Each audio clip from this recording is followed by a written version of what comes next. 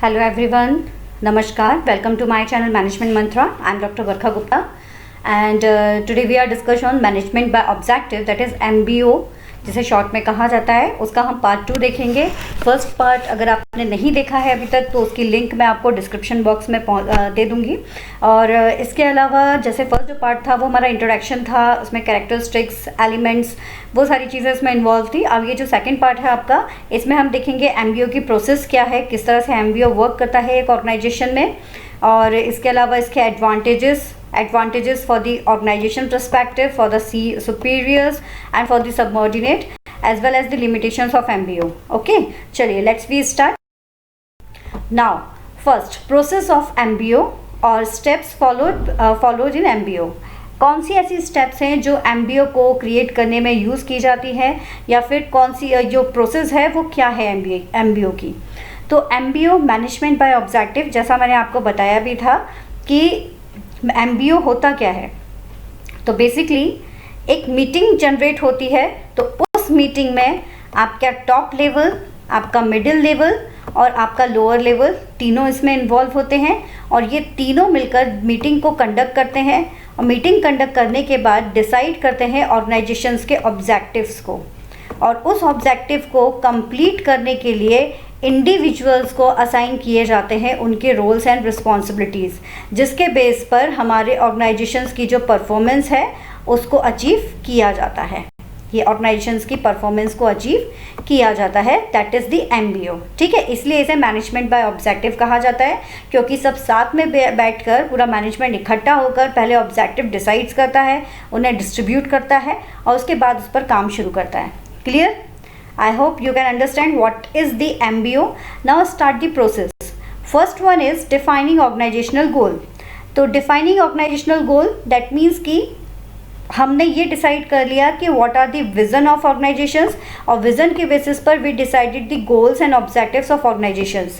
Then कोई भी target आपको कंप्लीट करना है, कोई नया प्रोजेक्ट आपको मिला है उसके रिगार्डिंग आपको बात करनी है, कोई नया एडवर्टाइजमेंट आपको करना है, what ever the company, it's totally depend on the company कि किस टाइप की आपकी कंपनी है, वो क्या ऑब्जेक्टिव्स रखती है, उस पर डिपेंड करता है।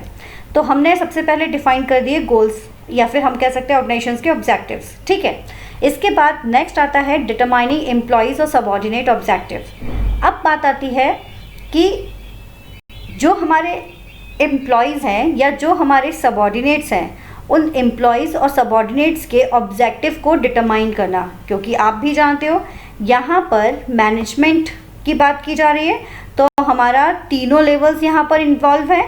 तो उन तीनों लेवल्स में जितने भी हमारे एम्प्लॉयज़ और सबऑर्डिनेट हैं, उन सब के यहाँ पर ऑब्जेक्टिव डिसाइड किए जाते हैं जो उस कॉमन ऑब्जेक्टिव को अचीव करने के लिए बनाए गए हैं। तो डिटरमाइंस कर दिए एम्प्लॉयज़ और सबऑर्डिनेट के ऑब्जेक्टिव्स, लाइक किसको क्या टास्क देना है वो सब हमने दे दिया। अब टास्क को गिवन करने के बाद थर्ड स्टेप आती है constant monitorings employ progress and performance. फिर अब ये भी रिक्वायर्ड है कि जो सुपीरियर है वो सुपीरियर अपने जूनियर को कंटिन्यू मॉनिटर करता रहे और ये देखता रहे कि उसका जो प्रोग्रेस है वो कहाँ तक जा रहा है, उसका प्रोग्रेस क्या है, उसकी परफॉर्मेंस को इन्हेंस करने के लिए उसका प्रोग्रेस क्या है, उस बात को वो ध्यान रखे।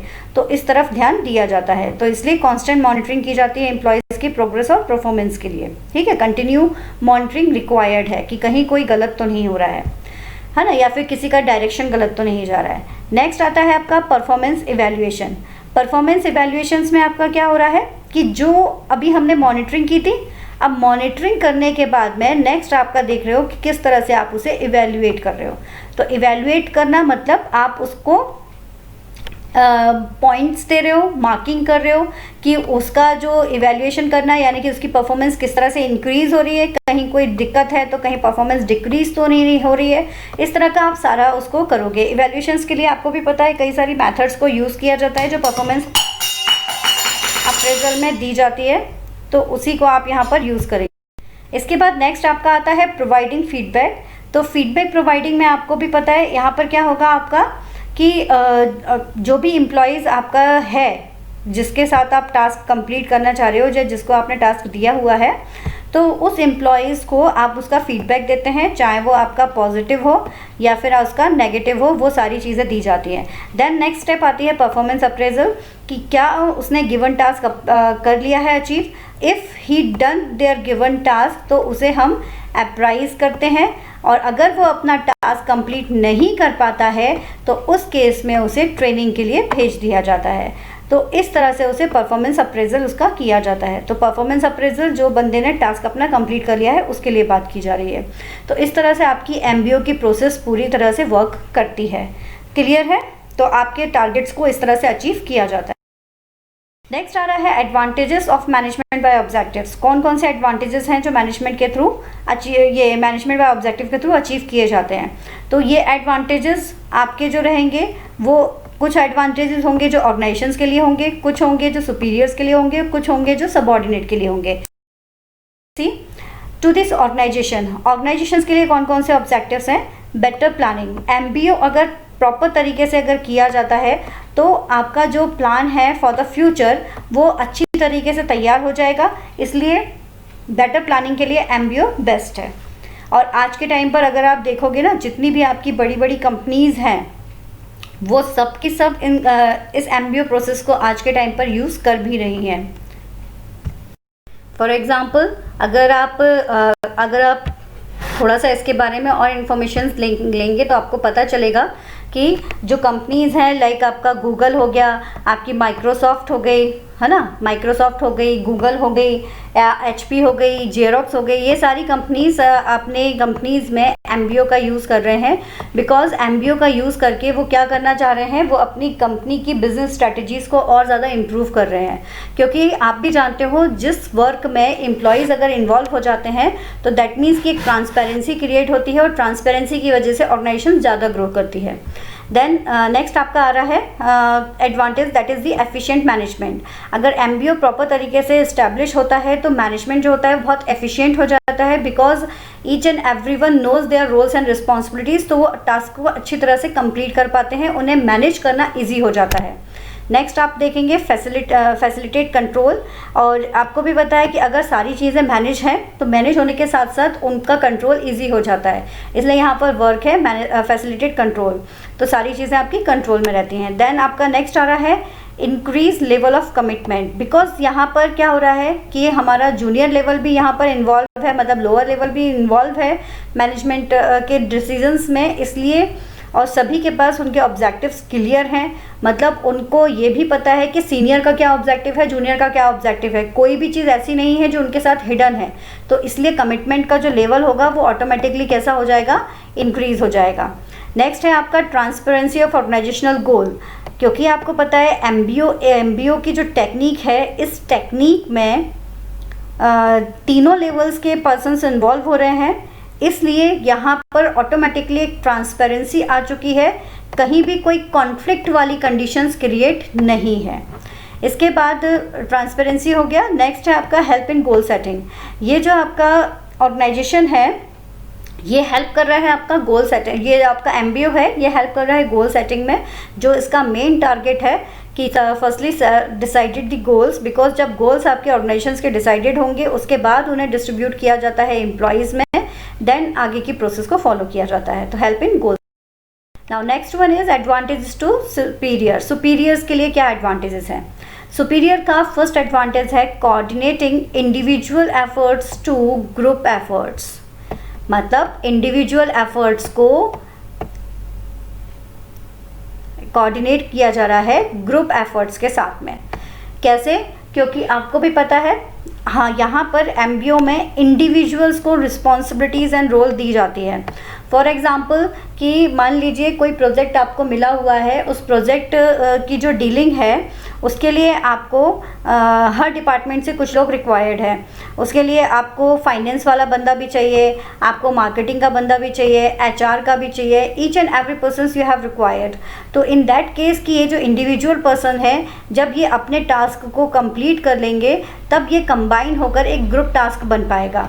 इसलिए इसको कहा गया है कि इंडिविजुअल्स के एफर्ट्स को ग्रुप एफर्ट्स में कन्वर्ट किया जाता है या कोऑर्डिनेट करवाया जाता है। नेक्स्ट है आपका बेटर गाइडेंस एंड डायरेक्शन, क्योंकि यहाँ पर सभी की रिस्पॉन्सिबिलिटीज़ एंड रोल्स क्लियर हैं, तो इसलिए यहाँ पर उनको प्रॉपरली गाइडलाइन देना या प्रॉपर डायरेक्शन देना ईजी हो जाता है, because each and every one know their role. Like junior जानता है कि उसे क्या काम करना है। If he has any problem या एनी ट्रबल, तो वो जब अपने सुपीरियर से पूछता है तो सुपीरियर्स उसको इजीली गाइडलाइंस प्रोवाइड कर सकता है। नेक्स्ट है आपका परफॉर्मेंस इवैल्यूएशन। यहाँ पर आपको पता ही है कि एमबीओ में परफॉर्मेंस इवैल्यूएशंस का बहुत ज़्यादा महत्व है, जो हमने प्रोसेस में भी देखा भी था कि परफॉर्मेंस इवैल्यूएशन जो होती है आपकी, वो इंडिविजुअल पर्सन्स के आप इन्वॉल्व जो पर्सन्स हैं उनको हम यहाँ पर इवैल्यूएट करते हैं, उसकी परफॉर्मेंस को चेक करते हैं। तो सुपीरियर्स के लिए ये टास्क ईजी हो जाता है जब एमबीओ की अगर बात की जाए, बिकॉज ऑलरेडी स्टैंडर्ड डिसाइड रहता है कि क्या स्टैंडर्ड तक पहुंचना है, तो उसके बेस पर परफॉर्मेंस को इवैल्यूएट इजीली किया जा सकता है। नेक्स्ट है accelerate motivations to subordinate. Obviously ये यहाँ पर ऑटोमेटिकली है कि सबऑर्डिनेट का मोटिवेशंस बढ़ाने में मदद मिल जाती है इसमें एमबीओ के थ्रू। एंड नेक्स्ट है locating weak and problem area. Exactly आपको अगर कहीं कोई परफॉर्मेंस डाउन जा रही है तो आपको वीक एरिया या प्रॉब्लमेटिक एरिया जो है उसे आइडेंटिफाई करने में मदद मिल जाती है, सुपीरियर को मदद मिल जाती है through the MBO process. Clear? तो this is advantage to superior. Advantages to subordinate क्या है जो सबऑर्डिनेट को एडवांटेजेस मिल रहे हैं? Increase job satisfactions. Job satisfactions मिल रहा है बिकॉज ही नोज कि ऑर्गेनाइजेशन उसकी है और वो उसके बारे में सोच रही है। नेक्स्ट है सिंप्लीफाई गोल अचीवमेंट। तो दैट इज़ कि जब उसके पास सारी इंफॉर्मेशंस है तो गोल्स को अचीव करना आसानी रहती है। मोटिवेट टू परफॉर्म बेटर, वो बेटर परफॉर्मेंस के लिए अपने आप को मोटिवेट कर पाता है।